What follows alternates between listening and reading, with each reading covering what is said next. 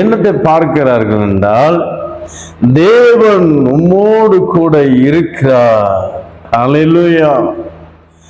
சர்வ வல்லமையுள்ள வானத்தையும் பூமியும் படைத்த தேவாதி தேவன் அவர் நம்மோடு கூட இருப்பாரானால் அதை விட மேலான ஆசீர்வாதம் என்னங்க?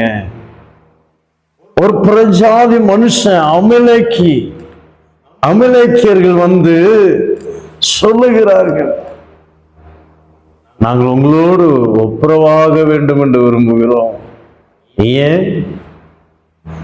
அவர்கள் ஈசாக்கினுடைய பணியாட்கள் துறவை தோண்டுகிறார்கள். நல்ல தண்ணி வருது.